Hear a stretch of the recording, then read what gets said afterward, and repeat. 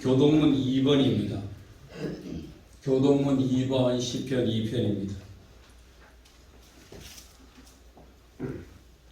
어찌하여 이방 나라들이 분노하며 민족들이 헛된 일을 꾸미는가? 여호와와 그의 기름 부은 자를 대적하며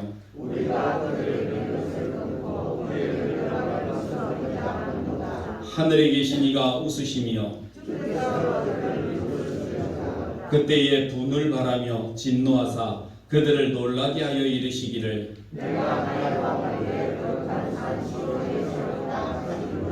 내가 여호와의 명령을 전하노라. 여호와께서 내게 이르시되 내게 구하라. 내가 이방 나라를 내 유업으로 주리니. 아멘. 착석하시고 이진출 장로님 대표로 기도 인도하시겠습니다.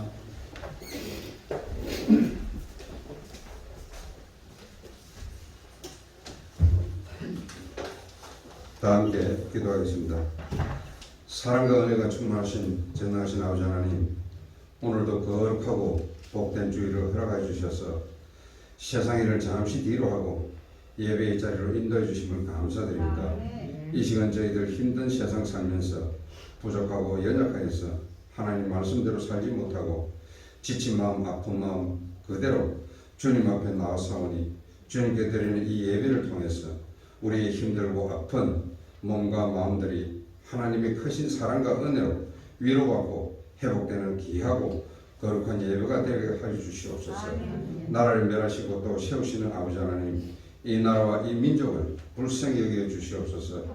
정치와 경제와 또한 전 세계를 위협하는 전염병까지 우리가 처한 나라 안팎의 상황들이 너무 위태롭고 위험해서 한 가지 예로 백신 처방 대책을 보더라도 우리가 어찌할 바 모르는 상황에 이르는가 모릅니다. 우리의 범죄함으로 하늘문이 닫히고 재앙이 있을 때에 돌이켜 회개하고 주님께 돌아와 부르짖어 기도하면 모든 허물을 사하시고 응답해 주심을 믿사오니 교만한 마음으로 하나님보다 세상의 지식과 재물에 더 의지하고 우상으로 여겼던 것들을 용서하여 주시옵소서. 애굽에 내렸던 10가지 재앙 중에서도 택하신 백성들은 자녀들과 가축까지도 보호하셨던 주님, 40년 광야길의 수많은 죽음의 고난 속에서도 살아갈 길을 열어주시고 축복의 땅으로 인도하신 우리 아버지 하나님, 이 시간 우리들도 이 세상의 고난과 어려움 속에서 결국은 생명의 길로, 의의 길로, 축복의 길로 인도하시는 하나님을 바라볼 수 있는 믿음의 눈을 허락하여 주시옵소서. 거짓과 진리를 분별할 수 있는 지혜도 함께해 주시옵소서. 나라의 어려움을 통해서 우리의 연약한 믿음과 신앙이 회복되게 해주시옵고 이 나라가 주님이 원하시고 기뻐하시는 진정한 주님의 나라가 될 수 있도록 축복하여 주시옵소서. 사랑교회를 사랑하사 지금까지 이곳까지 함께하여 계시는 우리 아버지 하나님, 오늘은 저희 교회를 이끌어갈 중직자를 선출하는 공동의회로 뜻깊은 날입니다. 어느 누가 선출되든지 하나님의 뜻으로 받아들여서 모든 직분자들이 합심하여 더 낮은 곳을 섬기는 교회가 되게 해주시옵고 주님의 모습을 본받아 가난한 자, 눈먼 자, 질병으로 고통받는 이웃들과 함께하는 복된 교회가 되도록 인도하여 주시옵소서. 그리고 어떤 상황에서도 말씀대로 지켜서 다니엘처럼 세상의 유혹에 빠지지 않고 말씀대로 순종하며 살아가는 정금 같은 믿음들이 다 있게 하여 주시옵소서. 우리와 늘 함께하고 계시는 우리 아버지 하나님, 이 시간 이후 우리 마음이 세상보다 주님만 바라보기를 간절히 원합니다. 세상의 눈으로 보잘것없었고 제일 작은 자로 여겼던 기도원도 하나님께서는 큰 용사로 보셨듯이 우리의 작고 약한 것들도 주님의 눈으로 크게 보기를 원합니다. 자녀들의 부족한 모습도 남편과 아내의 연약한 모습도 세상의 기준으로 비교하며 불만하지 않게 해 주시옵고 늘 사랑하시고 기뻐하시며 큰 용사로 여기시는 주님의 은총이 늘 함께하여 주시옵소서. 오늘 일꾼을 뽑는 뜻깊은 날 주님의 말씀을 선포하실 담임 목사님을 붙들어 주시고 성령으로 함께해 주시어서 말씀을 통해서 우리의 심령이 변화되고 회복되는 뜨겁고 놀라운 은혜가 있도록 축복하여 주시옵소서.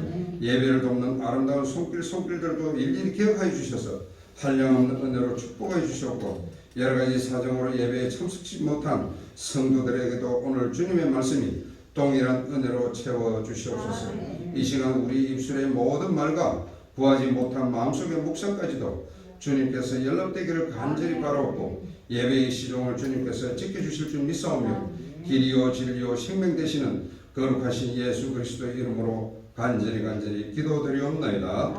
아멘.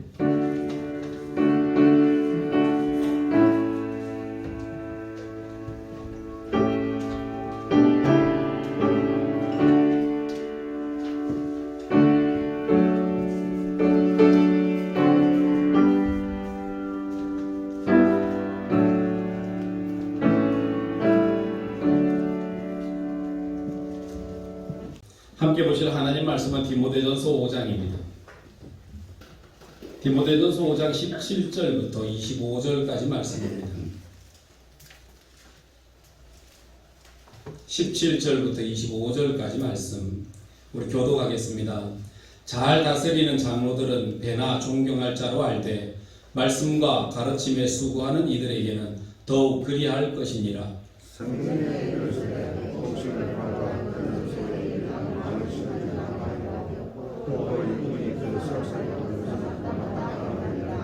장로에 대한 고발은 두세 증인이 없으면 받지 말 것이요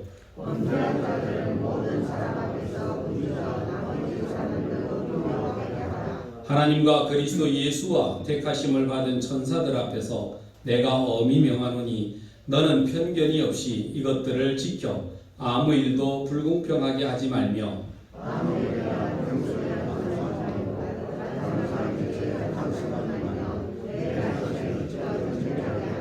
이제부터는 물만 마시지 말고 내 위장과 자주 나는 병을 위하여는 포도주를 조금씩 쓰라.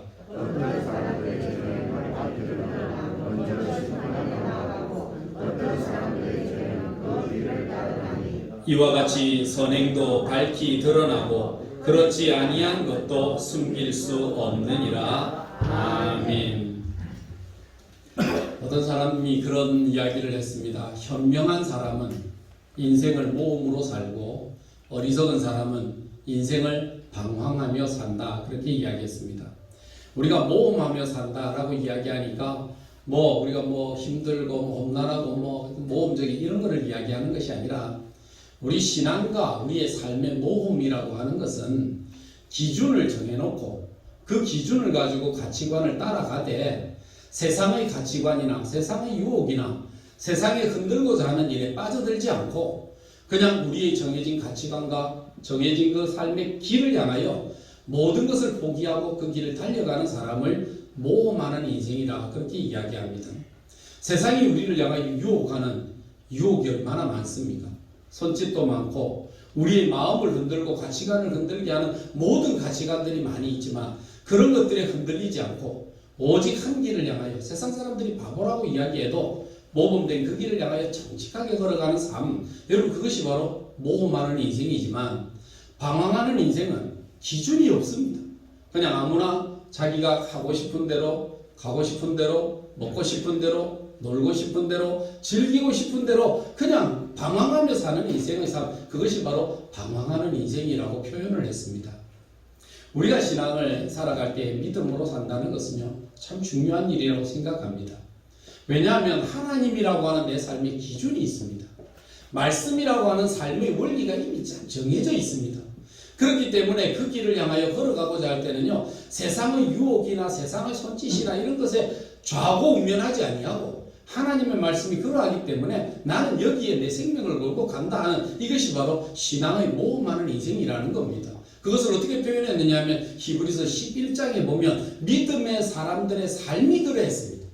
믿음의 사람들의 삶은 세상에서는 어떻게 보면 고난을 당하고 아픔을 당하고 괴로움을 당하여도 세상의 가치관에 기울이지 아니하고 하나님 한 분만을 바라보며 세상에서 매맞는 것이나 고통당하는 것이나 심지어는 켜고 죽임을 당하는 것조차도 내 인생에 개의치 아니하고 앞을 향하여 전진한다고 나갔던 그 삶이 바로 거기에 있었던 거거든요. 그렇기 때문에 우리의 삶의 길이 어떤가? 그거는 바로 모험하는 인생이다. 어떻게? 하나님과 말씀의 기준을 걸고 거기에 생명을 걸고 달려가는 것, 이것이 바로 모험자의 삶, 모험하는 인생의 모습이다라고 이야기합니다. 오늘 우리가 이제 공동회의를 통해서 지도자를 선출하게 됩니다. 여러 가지 일들이 많습니다. 요즘은 참 교회 속에서도요, 지도자를 그렇게 선출하기가 쉽지가 않습니다. 왜냐하면요, 요즘 지도자를 선출하기가 쉽지 않은 것을 두 가지 이유 때문이라고 많은 목회자들이 이야기합니다. 첫째는 세상이 민주화 시대 속에 우리 살고 있지 않습니까? 민주화 하다 보니까 다 모든 것을 평등으로 생각하면서 민주화 되었기 때문에 개인의 의견이나 개인의 가지고 있는 소견이나 이런 것들이 너무 강하다는 것입니다. 그렇기 때문에 민주화가 되어지는 민주화 사회 속에 살다 보니까 오늘날 지도자들이 나오기가 그렇게 쉽지 않다라고 이야기를 합니다. 두 번째는 오늘 지도자가 나오기가 쉽지 않은 것은 우리의 삶 속에 옛날에는 모범적인 삶을 살기 위해서 존경받는 지도자에게 배우려고 하는 정신들이 있었습니다. 여러분, 예전에는 살아있는 날 동안 배우려고 했습니다. 내가 앞으로 무슨 지도자가 되겠다, 대통령이 되겠다, 내가 앞으로 뭘 하겠다라고 생각하면 배웠습니다. 리더십을 배우고 사람을 통해서 경영을 배우고 모든 것들을 다 배우는 일에 매진하고 자기가 어려서부터 지도자가 되기 위한 자기의 마음과 소신과 생각을 딱 붙이며 지도자적인 정신과 마인드를 가지고 세상을 살기 때문에 결코 흔들리지 않는 그런 마음으로 전진했다는 겁니다. 근데 살아가면서 요즘은 그런 배움이 없습니다. 배우려고 하는 자세보다 그냥 내가 알아서 하면 잘할 수 있다 라고 생각하는 그런 마음으로 살다 보니까 지도자로 세워지게 되어도 그 사람을 통해서 우리가 기대할 만한 선한 것들이 나타나지 않을 때가 많이 있습니다. 성경은 오늘 우리가 지도자로 세워야 될, 지도자가 되어야 될 사람들이 무엇을 가지고 어떻게 해야 될 것인가 라고 하는 것을 17절부터 시작해서 25절까지의 말씀으로 가르칩니다. 첫째는 교회 속의 영적인 지도자가 되려고 하면 모든 우리 성도들을 우리의 가족으로 인정하고 품고 살아가는 이 정신이 첫 번째 정신입니다. 우리가 신앙생활, 믿음생활을 해나가면서 우리를 가족이라 보지 않는다면 여러분, 그 사람을 내 이용물이 되겠습니까? 그 사람이 어떤 내 목적을 위한 희생물이 되어서야 되겠습니까? 모든 우리 성도들을, 우리를 하나님 안에서 한 가족이다라고 하는 가족의식이 저와 여러분 간에 있어야 되는 것이, 이것이 영적 지도자가 가져야 될 첫 번째 자질이라고 하는 사실입니다. 그래서 신앙생활 하면서 저 사람이 과연 나를, 우리를 가족이라고 인정하고 받아들이고 함께하고 있는가라고 하는 정신이 첫 번째입니다. 그 다음에 두 번째 가져야 될 것이 있습니다. 17절 말씀에 잘 다스리는 장로들은 배나 존경할 자로 알되 말씀과 가르침에 수고하는 이들에게는 더욱 그리할 것이니라. 가져야 될 게 있습니다. 첫째, 잘 다스려야 되고, 두 번째, 잘 가르쳐야 됩니다. 무엇으로 잘 가르칩니까? 말씀 가운데서 잘 가르치고 잘 세워내는 것이 필요합니다. 그래서 우리의 지도자가 어떤 사람일까? 말씀에 능통한 원리를 가져야 됩니다. 어떤 사람들은 보면 세상에는 참 뛰어나요. 세상에서는요, 뭐 잘하고 세상에서는 뛰어난 리더로 사람들에게 칭찬과 칭송을 받기도 하는데요, 교회 안에 신앙에 있어서는 아는 게 없어요. 그러다 보니까 그런 사람들이 세상에서 존경받는 그대로 교회 안에서도 나름대로 존경받는다고 생각하니까 그 다음에는 뭐가 나타나냐면 교회에서 신앙생활 하는 것도 세상에서 하듯이 하는 거예요. 그러니까 그 방식을 가지고 교회에 들어와서 세상도 이렇게 하는데, 세상은 이런데, 세상은 저런데, 여러분 그러다 보면 신앙이 뭐가 됩니까? 희석이 되는 겁니다. 신앙의 본성에 가져야 될 원칙이 자꾸 없어지고 세상을 따라가는 교회처럼 되려고 하다 보니까 교회가 교회다운 본질이 자꾸 희석되기 시작하고 교회의 본성을 잃어버릴 때가 많습니다. 잘 다스려야 되고 잘 가르쳐야 되는데 무엇을 기준으로 해서 해야 될 것인가? 세상적인 방법이나 세상적 가치관이 그러하다 할지라도 무엇에? 하나님의 말씀에 기초해서 잘 가르치고 잘 다스릴 줄 아는 이런 원리를 가진 사람이어야만이 할 수 있다라고 하는 것을 우리에게 먼저 명하는 것입니다. 장로가 되거나 권사가 되거나 집사가 되거나 세상살이 하듯이 세상에서 뭐 이렇게 되듯이 그런 방식이 아닌 하나님의 자녀로서 세상에서는 내가 이렇게 배웠다 할지라도 하나님의 말씀인 성경 속에서는 어떻게 해야 될 것인가를 자세히 주의하고 가야 됩니다. 그러니까 오늘날은 이런 영적인 분위기, 영적인 지도자의 모습은 없고 자꾸 어떤 면에서 보면 기능으로 자꾸 일을 하려고 하는 사람들이 나서다 보면 교회가 마치 기능의 장인 것처럼 이루어지고 세워질 때가 있습니다. 성도 여러분, 교회는 기능의 장이 아닙니다. 영적 교훈의 장입니다. 그렇기 때문에 그가 가지는 스킨십이 있다고 한다면 하나님의 말씀을 얼마나 능숙하게, 하나님의 말씀을 얼마나 정당하게 바르게 가르치고 세울 수 있는가 하는 것을 먼저 기준으로 삼아야 되는 것입니다. 이것이 우리가 가져야 될 지도자의 적정한 태도다라고 하는 것을 가르칩니다.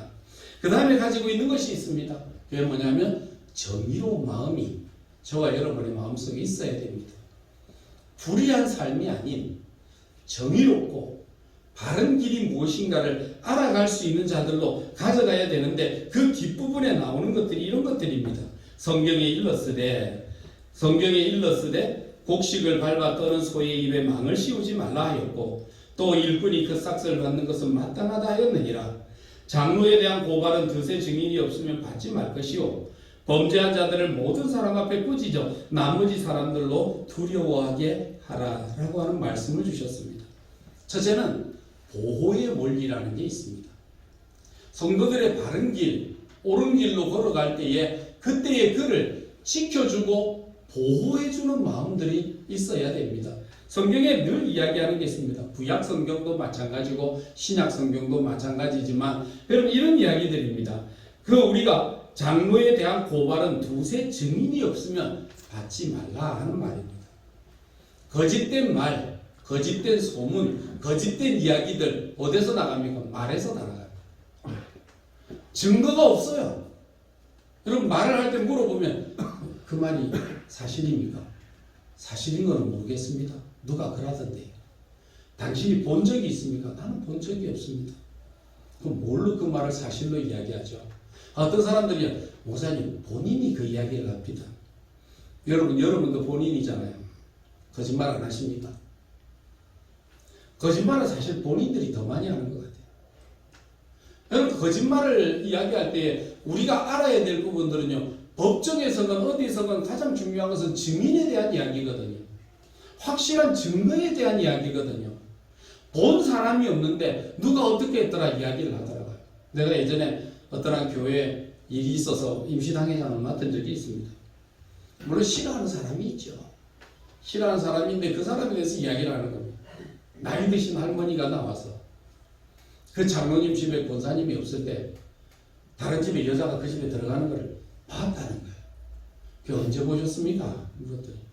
밤중에 그때 내가 잠시 목말라 나갔을 때 그때 보니까 근데 그 할머니를 아무리 봐도 밤중에 컴컴한데 그 누군가 특정을 지어서 그 사람이 그 집에 들어갔다는 것을 확실하게 볼 만큼 그런 시력은 아닌 것 같더라고요.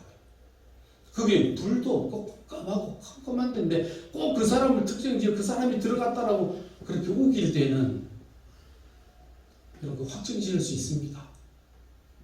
밝은 눈을 가진 젊은 사람이 봐도 거기 누가 들어갔는지 어떤 사람이 갔는지를 특정 짓기는 어려울 것 같은데요. 때로는 마음속에 잘못된 생각이 있으면 내가 봤다는 것을 다른 것을 가지고 다르게 말할 수도 있고 여러분 어지럽게 말할 수가 있는데 그럴 때는 뭐가 필요합니까? 증인이 반드시 필요하다는 겁니다. 교회 안에 증인이 없어요. 교회 안에 증거가 없어요. 그냥 떠돌아다니는 말잔치뿐이에요. 그러니까 말잔치로 일을 끝내서는 안 돼요. 본인이 이야기한다. 여러분 우리도 경험하지 않았습니까? 우리 이번에 금융사고 교회 안에서 당했을 때 자기가 지금도 그 사람이 설마라고 말하는 사람이 있습니다.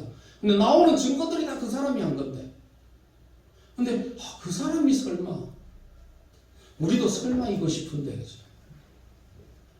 그러니까 사람들이 자기가 이야기한다고 해서 그것이 진실함을 믿을 수도 없고 그것에 대한 증거나 그것에 대한 증인이나 그것에 대한 확증들이 터지지 않을 때에 우리는 어떻게 말하고 어떻게 평할 수 있을까? 그걸 우리 하나님 앞에 정말 맡기면서 기도하며 선악간에 판단하시는 하나님을 바라보며 갈 수 있는 여러분 그런 마음과 생각들도 필요하다는 겁니다. 그렇기 때문에 성도들을 보존하고 타인의 명예를 지키며 타인을 보존하는 일들을 우리의 가족들이 힘쓰고 애쓰고 노력하는 마음으로 가야 된다라고 하는 것을 가르칩니다. 세 번째는 범죄한 사람들에 대한 이야기들이 나옵니다. 범죄가 확실합니다. 범죄가 드러나고 증인이 있고 증거가 확실합니다. 어떻게 라고 이야기합니까? 이렇게 이야기합니다. 범죄한 자들을 모든 사람 앞에서 꾸짖어 나머지 사람들로 두려워하게 하라. 교회가 사랑이라는 이름,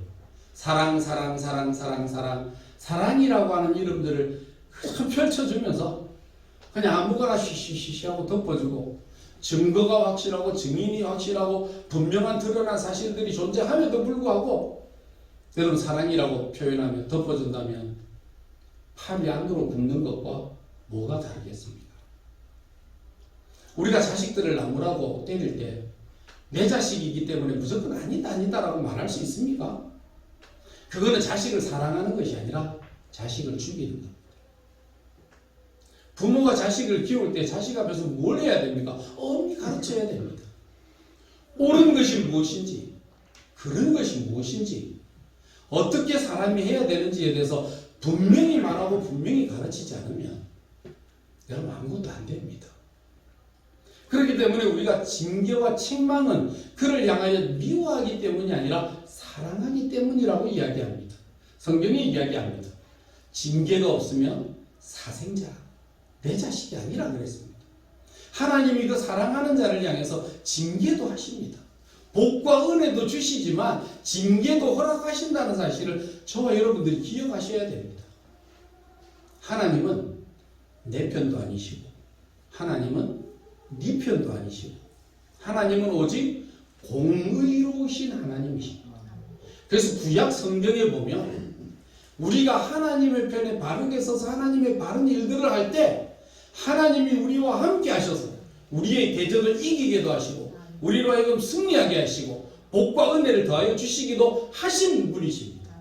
그러는 반면에 우리가 범죄하고 하나님을 떠나가면 하나님은 오히려 우리의 대적이 되셔서 바벨론으로 아수르로 우리의 대적들을 키워서 그들로 하여금 우리를 치게 하시는 그런 역할도 하게 하신다는 겁니다. 그거를 통해서 하나님이 얻고자 하시는 게 뭡니까? 하나님이 얻고자 하시는 것은 하나님의 자녀들이 회개하고 하나님의 자녀들이 하나님 앞에서 열방 앞에서 바르게 세워지는 것을 얻기 위한 하나님의 마음과 사랑이 그 속에 포함되어 있기 때문이라는 겁니다. 그러니까 여러분 하나님은 내 편이다. 여러분 그런 말 하지 마십시오. 죄를 짓는 죄인 앞에 하나님이 내 편이 될 수 없습니다. 하나님은 오직 빛 가운데 의 가운데 하나님의 말씀 앞에 서는 자의 편이라고 하는 사실을 항상 기억하셔야 됩니다. 그래서 하나님이 이렇게 말씀하십니다. 하나님이 이 링컨 대통령 같은 경우에 남북전쟁이 한참 일어날 때에 그때의 북군이었던 이 자기들이 밀리고 리 장군이 이끄는 군대가 북군을 한참 점령할 북군이 위험하고 남군이 힘을 얻을 때입니다. 그때 링컨 대통령은 항상 하루에 2시간씩 막사에 들어가 기도를 했거든요. 그 기도를 하는 중에 장군이 와서 이야기합니다. 장군이 그 대통령 각하 지금 많이 위험합니다. 힘든 때입니다. 하나님이 우리의 편이 되어주셔서 우리를 이길 수 있게 해달라고 기도해 주십시오 라고 이야기했습니다. 그때 링컨 장군이 싱긋이 웃으면서 그 장군의 어깨를 툭툭 치면서 이야기했습니다. 그렇게 하지 마라. 하나님이 우리의 편이 되는 것이 아니라 내가 하나님의 편에 서는 것이 제일 중요한 것이다. 내가 하나님의 편에 서서 우리가 하나님의 편에 서는 것이 중요한 것인데 우리가 하는 것이 하나님의 뜻에 맞지 않으면 우리가 전쟁에 질 것이고 우리가 하나님의 편에서 우리가 하나님의 마음에 올바른 이유 있는 일을 한다고 한다면 하나님 우리를 도와주시고 복과 은혜를 주실 것이다. 그렇게 이야기했어요. 그럼 북군은 승리했고 남군은 그 화력과 전술과 무기와 모든 것이 강함에도 불구하고 결국 남북으로 전쟁에서 패하게 되었습니다. 전쟁은 사람이 힘이 있다고, 돈이 있다고, 능력이 있다고 되는 게 아닙니다. 전쟁은 하나님의 손에 있다고 말씀하셨습니다. 그렇기 때문에 하나님께서 그 전쟁을 어떻게 이끌어 가시느냐를 바라볼 때에 하나님이 내 편이 아닌 내가 하나님의 편에 서 있는지를 점검하는 마음, 이것이 필요한 것입니다. 그것이 바로 오늘 우리에게 주시는 범죄에 대한 이야기를 말씀하신 것입니다. 그래서 21절에 하나님과 그리스도 예수와 택하심을 받은 천사들 앞에서 내가 엄히 명하노니 너는 편견이 없이 이것들을 지켜 아무 일도 불공평하게 하지 말며 라고 이야기했습니다. 뭐요? 공평함, 공정함에 대한 것들을 우리가 항상 잊지 말아야 됩니다. 마지막으로 우리가 가져야 될 것이 있습니다. 자기 자신에 대한 이야기. 우리가 먼저 뭘 보느냐? 우리 동양에도 보면 그 남의 이야기, 예수를 안 믿고 하나님을 안 믿지만 그 사람들이 가지는 것이 있습니다. 그게 뭐냐면 바둑을 둘 때 아생연후의 살타. 내가 살고 난 이후에 남을 죽인다. 수신제가 이후 치국평천하. 내 자신을 먼저 다듬고 내 자신을 먼저 돌아보아 내 자신을 온전하게 한 이후에 그 다음에 나라의 일을 위해 앞으로 나아가서 나라의 일을 할 수가 있다라고 하는 것입니다. 성도 여러분 해야 됩니다. 뭘요? 자기 자신을 잘 다스리고 자기 자신을 잘 점검할 줄 알아야 됩니다. 요즘 운전할 때 안전운전 하잖아요. 방어운전 하잖아요. 방어운전 내가 내 자신을 지킨다고 해서 되는 겁니까? 남이 와서 들이받아 버리는데요. 많은 사고들 속에 뭐가 일어납니까? 정비불량. 나는 바르게 가려고 하고 나는 주변을 잘 살피는데 어이없는 사고가 터지는 겁니다. 옆에 있는 차의 사고가 뻥 터지면서 그 차가 휙 들어와서 나를 받아버리면 나는 어떻게 하지도 못할 때가 있습니다. 왜 사고가 납니까? 자기 점검에 실패한 사람들이 많이 있습니다. 그래서 오늘 자기 점검에 대해서는 이런 것들이 나옵니다. 22절 말씀에 아무에게나 경솔히 안수하지 말며. 경솔히 사람을 세우거나 경솔히 사람을 이루지 말라 하는 것입니다. 두 번째는요, 다른 사람의 죄에 대해 간섭하지 말라 그렇게 이야기했습니다. 우리 교회에서도 보면 교회도 죄를 담당하는 기관이 있습니다. 첫째는 당회가 있고요. 그 다음 그 위에는 노회가 있고요. 그 위에는 총회가 있습니다. 교회법도 삼심제입니다. 그래서 먼저의 시작은 당회에서 이야기를 해야 됩니다. 그 다음에 이게 안 되면 노회로 가져가서 이야기합니다. 근데 그게 안 되면 총회에 묻습니다. 마치 지방법원, 고등법원, 대법원이 있는 것처럼 삼심제도를 가지고 이야기하고 나서거든요. 그렇기 때문에 여기에 대해서 개인적으로 간섭하거나 개인적인 감정을 가지고 이야기하면 안 됩니다. 법적 논리가 필요하면 당회를 통해서, 필요하면 노회를 통해서, 필요하면 총회를 통해서 이것에 대한 다툼의 여지를 가져야 된다라고 하는 것을 이야기합니다. 그런 것에 대해 자꾸 간섭하다 보면요, 내 마음에 한이 쌓이기 시작하고 내 마음에 악이 쌓입니다. 여러분, 마귀가 얻는 힘이 있습니다. 마귀는요, 몸이 없기 때문에, 육체를 가질 수가 없기 때문에 마귀는 힘이 없습니다. 귀신은요, 힘쓰는 존재가 아닙니다. 귀신이 어디에서 힘을 쓰느냐 하면요, 사람에게 기생하여 붙어서 사람을 조종할 수 있을 때 그때 힘을 가집니다. 그래서 다른 유다의 마음속에 마귀가 들어와서 그 마음을 조종할 때 예수를 팔 마음을 주었을 때 예수를 파는 마음을 붙잡고 달려나가서 예수를 팔고 힘있게 일하지 않았습니까? 오늘 문제가 있다고 한다면요, 마귀가 어디에서 힘을 얻느냐 하면 사람의 원한 속에 힘을 얻습니다. 사람의 마음속에 들어가가지고 늘 마음의 불평, 불만, 원한 이런 것들을 자꾸 충동질하여 일으킵니다. 그래서 사람의 마음속에 불평이 있고 원한이 있고 원망이 있고 악함이 있고 감정이 있으면요, 그때는 마귀가 얼씨구나하고 달아듭니다. 그래서 성경 말씀에 뭐라고 그랬습니까? 사람의 마음속에 분을 품고 있느냐? 그러면 해질 때까지 품고 있지 말아라. 그거 자꾸 쌓아놓고 마음에 묵혀두고 쌓으면 결국 누구의 도구가 되느냐 하면 마귀의 도구가 되지 하나님의 도구가 안 됩니다. 그래서 마귀가 뭘 제일 좋아하느냐 하면 회개하지 않는 영혼을 제일 좋아합니다. 우리 마음속에 회개의 영을 부여잡고 내 마음에 분냄이나 악함이나 미움이나 이런 감정들이 내 마음속에 일어날 때마다 예수의 이름으로 깨끗하게 회개하고 정리하고, 여러분 더러운 물과 썩는 물건이 있으면요 여러분 팔릴대가 꼬이고 벌레가 꼬이는 건 당연하지 않습니까? 그런 것들이 있으면요 악한 귀신들이 꼬입니다. 마음의 불평과 원한과 원망들은 하나님 안에 깨끗하게 씻어내고 자기 자신을 회개함으로 온전하게 세워두는 작업, 이것이 필요하다는 것을 가르쳐 주거든요. 그래서 내 자신을 가르쳐 정결하게 하라. 남을 깨끗하게 하려고 노력하지 말고 여러분 자신을 깨끗하게 하고 여러분 자신을 깨끗하게 살펴볼 수 있는 이런 류의 지도자가 우리의 삶 가운데 필요하다는 것입니다. 마지막으로 있습니다. 23절 말씀에 보면 자기의 육체에 대해서도입니다. 24절 말씀에 보면 이제부터는 물만 마시지 말고 내 위장과 자주 나는 병을 위해서는 포도주를 조금씩 쓰라.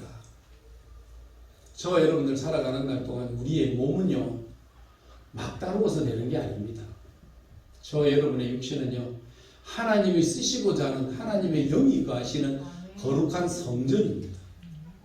여러분 몸을 잘 다스려야 됩니다. 먹는 거 마시는 거 잘 하셔야 됩니다. 너무 욕심스럽게 욕망에 이끌려서 여러분 아무거나 그렇게 먹지 마십시오. 몸을 아무렇게나 굴리지 마십시오. 몸을 피곤하게 만드는 것도 죄입니다. 몸은요 잠을 수면에 드는 시간 푹 자야 됩니다. 에디슨 같은 사람들은요 하루를 8시간씩 3번 나눴습니다. 잠은 무조건 하루에 8시간 잡니다. 밤에 잠자는 시간은 무조건 8시간을 꼭 자거든요. 그 다음 8시간은요 자기 연구하는데 8시간을 썼습니다. 나머지 8시간은요 자기 자신을 관리하는 데 썼습니다. 산책도 하고 사람도 만나고 주변을 돌아보고 자기 자신을 살피는 일에 썼습니다. 우리는 뭐 그래 바쁘다고 일하는데 바쁘다고 이거 하는데 바쁘다고 육체를 학대하는 사람도 있는데 여러분 육체를 학대하는 것은 하나님의 뜻이 아닙니다. 여러분의 육체는 하나님께서 성령의 거룩한 성전으로 쓰시기 위해 여러분들에게 베풀어 주신 장소입니다. 그렇기 때문에 여러분의 육신을 건강하게 다스리십시오. 먹는 거 바르게 먹고 자는 거 바르게 자고 취해야 될 휴식도 바르게 취하고 일이 주어졌을 때는 열정적으로 일하고 여러분 이런 것들을 균형 있게 잘 감당함으로써 자기의 육신의 건강을 지킬 수 있다는 것 여러분 반드시 기억하셔야 됩니다. 이것이 바로 우리가 영적인 생활 속에 하나님의 일을 잘할 수 있는 이런 자세다라고 하는 것을 이야기합니다. 마지막으로 선행에 대한 이야기. 우리가 아까도 이야기했죠. 교인은 가족입니다. 우리가 선행하는 삶, 우리가 선을 행하는 삶, 이것이 저와 여러분 속에 가져야 됩니다. 돈이 사람의 인격을 만들지는 않습니다. 여러분 돈 많다고 그 사람 존경합니까?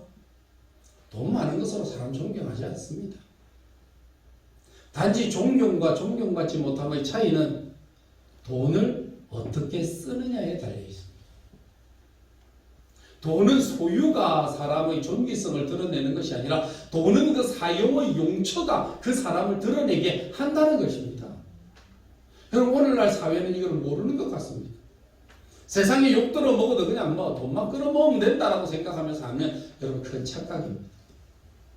소유가 사람을 인정하지 않습니다. 소유가 사람으로 존경하게 만들지는 않습니다. 예수님께서도 말씀하셨잖아요. 한 불의한 청지기에 대한 비유를 말씀하시면서 이 불의한 청지기가 주인이 떠나갔을 때 청지기가 맡은 바 것들을 가지고 얼마나 제 것인 것처럼 살았습니다. 근데 주인이 돌아온다 하는 소리가 들리니까 그제서야 아차한 겁니다. 그러면서 그제서야 그 사람들이 내 이대로 나가면 어떻게 될까 창피해서 못 살겠다. 그러니까 사람들을 불러 모으고 사람들에게 가서 네 주인한테 얼마 빚졌더노? 얼마 빚졌다. 그럼 얼마를 내가 낮춰줄게. 써라. 그래서 쓰고 갚았습니다. 다 자기가 일을 했습니다. 근데 예수님께서 이 불의한 청지기를 바라보면서 이렇게 칭찬하셨습니다. 그 불의한 자가 그 일을 얼마나 지혜롭게 하였느냐 칭찬했거든요. 불의하게 살더라도 뭐 마지막에 잘하면 칭찬, 그게 아닙니다. 여러분 이미 제목과 주제는 딱 정해졌습니다. 불의한 청지기라고. 예수님은 이미 그 사람을 불의하다고 딱 찍었습니다. 너는 불의해, 불의하게 했다 라고 하는 거 먼저 규정이 정해졌습니다. 그런데 이 사람이 칭찬받을 만한 것이 있는데 그 뒤에 예수님이 하신 말씀입니다. 없어져야 될 재물로, 세상의 불의한 재물로 사람을 산다는 것 정도는 참 이 사람에게 지혜롭다고 칭찬해 줄 만은 하다, 그렇게 이야기했어요. 불의한 재물로 사람을 사고 사람을 얻고 사람을 소유하는 중요한 겁니다. 재물은 소유가 아닙니다. 재물은 우리가 어디에 사용하느냐에 대한 이야기입니다. 욕심은 나고 가지고 있는 그건 있어서 소유가, 사람들이 내가 없다고 나를 깔봅니까? 그렇지는 않을 건데요. 그럼 지금까지 우리가 위인전기나 모든 걸 읽어봐서 그 사람들이 부자라서 존경합니까? 부자라서 존경하는 건 아닙니다. 높은 지위에 있다고 존경받습니까? 아닙니다. 그 사람이 그런 지위에 있을 때, 그 사람의 소유가 있을 때에 그 소유를 어떻게 사용하였느냐가, 그 말한 행위가 그의 삶 속에 존경과 사랑으로 또는 비난과 손가락질로 돌아올 때가 있습니다. 소유를 내가 어떻게 사용하느냐에 대한 문제를 잘 가지게 하시는 게 이게 바로 문제입니다. 뭐라고 이야기합니까? 이와 같이 선행도 밝히 드러나고 그렇지 아니한 것도 숨길 수 없느니라. 악한 것도 드러납니다. 선한 것도 나타납니다. 아무리 오른손이 하는 일을 왼손이 모르게 해도요, 다 드러나게 되어 있습니다. 그래서 발 없는 말이 천리를 가기도 한다는 말이 있지 않습니까? 살아가면서 소유에 넉넉함이나 가진 것에 대한 풍성함을 여러분 남들에게 가졌다고 해서 자랑한다고 해서 남이 존경 안 합니다. 몰라도 시기심을 많은 사람은 시기는 할지 몰라도 그런 걸로 존경을 얻고 사랑을 못 얻습니다. 여러분이 가진 재물로 여러분이 어떻게 살았느냐가 훨씬 중요합니다. 다 자식 있죠. 다 가족 있죠. 다 형제 자매들 있죠. 그러나 그 모든 것들이 내가 소유하고 있는 나의 울타리를 얼마나 넘어가느냐가 더 중요한 거 아니겠습니까? 지도자가 되어서 세워지면서도 자기 자신만 생각하고 자기 고집대로만 살고 자기 이기적으로만 살고 그런다면 여러분 어떻게 그 사람을 칭찬하고 받아줄 수가 있겠습니까? 여러분 이런 것들을 잘 살피면서 우리가 사역을 감당할 수 있는 일꾼들을 세우고, 또 하나는 우리가 그동안 이 일들을 통해서 돌아보면서 우리가 어떻게 살았느냐도 한번 돌아보고 자신을 반성할 수 있는 시간도 되면 여러분 또 한번 올라갈 수 있는 기회도 이루어지지 않겠습니까? 여러분 성공해서 사람 되지 않습니다. 사람은 실패를 통해서 사람 교훈을 더 많이 받습니다. 교만했던 정당들도요, 선거에서 실패하고 나니까 참 배우는 게 있다. 우리 자세를 더 낮춰야 되겠다. 너무 남의 목소리를 듣지 않고 우리가 너무 망당한 것 같다. 죄송합니다. 끝나고 나니까 그런 말도 하던데요. 실패가 사람을 만들지 성공이 사람을 만들지는 않습니다. 그렇기 때문에 실패를 어떻게 받아들이고 실패를 어떻게 내 것으로 선정하느냐가 훨씬 중요한 문제입니다. 이번 일들을 통해서 저마다 우리는 다 지도자가 되어야 됩니다.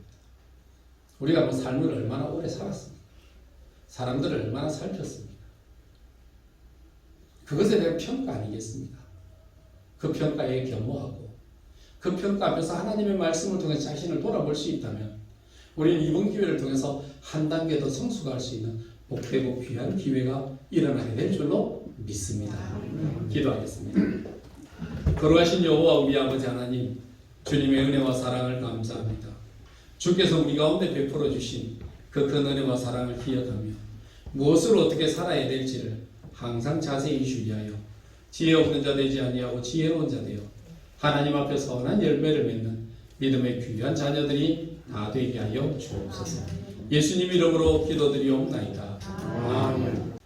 이제는 이 땅 가운데 친히 오셔서 우리를 위하여 자신을 내어놓으시고 우리를 위하여 십자가에 죽기까지 우리를 사랑하시며 모든 것을 내어놓으셨던 우리 주 예수 그리스도의 은혜와 우리를 사랑하시되 지극히 아들보다 더 사랑하셔서 우리를 위하여 아들을 희생시키시기까지 우리를 구원하여 주셨던 하나님 아버지의 무한하신 사랑하심과 오늘 살아가는 날 동안 우리가 깨닫지 못하고 알지 못하는 우리에게 친히 오셔서 가르쳐주고 말씀하시고 깨닫게 하시는 성령 하나님의 놀라우신 역사가 살아가는 날 동안 하나님 앞에 사람 앞에 우리를 돌아보며 주께서 우리를 부르시는 그 자리 앞에 지금까지 충성했던 것처럼 앞으로는 더 큰 충성으로 하나님 앞에 세워지기를 원하는 하나님의 백성들 머리 위에 그들의 가정과 자녀손과 일터 위에 이제로부터 영원토록 함께 있을지어다.